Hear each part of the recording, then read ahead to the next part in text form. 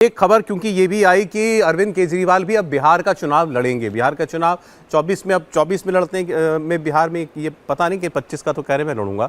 तो एक बार अरविंद केजरीवाल से मैंने इंटरव्यू में ये सवाल पूछा था, बात हुई थी कि बिहार में आप लोग क्यों नहीं उतरते, तो उन्होंने कहा था हमारी पार्टी के पास कोई चेहरा नहीं है, हमारे पास कोई फेस नहीं है। प्रेरणा से वो लड़ रहे हैं चुनाव। अब मेरी प्रेरणा ये है या नहीं ये तो पता नहीं, लेकिन उनको शायद चेहरा मिल गया हो कि तभी वो ये चुनाव लड़ रहे हैं। अरविंद केजरीवाल बिहार की राजनीति में एंट्री कर सकते हैं। देवेंद्र, क्या वहां पर उनके लिए आपको लगता है कोई जमीन है?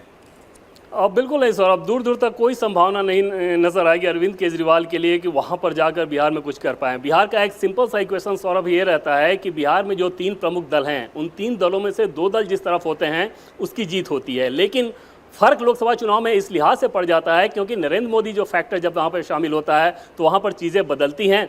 अन्यथा मजबूती के लिहाज से बीजेपी, जेडीयू, आरजेडी, पूरा आप हिस्ट्री उठा के देखें, इन 3 में से 2 जहां रहते हैं वो बहुत आसानी से अपने पक्ष में नतीजे कर लेते हैं। नरेंद्र मोदी की एंट्री निश्चित तौर पे उस तस्वीर को बदलेगी, लेकिन वो इतनी ज़्यादा नहीं बदल सकती कि वो एक तरफा हो जाए। और बीजेपी का भी कोई भी रणनीतिकार सौरभ इस बात को नहीं वो कहेगा कि एनडीए की पिछली जितनी सीटें थी हमारी उतनी आ जाएंगी, या अरविंद केजरीवाल जैसा फैक्टर कुछ काम कर सकता है। अब प्रशांत किशोर को लगातार देख रहे हैं, बहुत माहौल बनाने की कोशिश करते हैं, और जिस प्रकार की राजनीति अरविंद केजरीवाल करते हैं, प्रशांत किशोर उससे शायद ज़्यादा बेहतर तरीके से, ज़्यादा बेहतर मैं इस लिहाज से कह रहा हूं कि बिहार के सेंटीमेंट को जोड़ते हुए उस माहौल को आगे बढ़ा रहे हैं।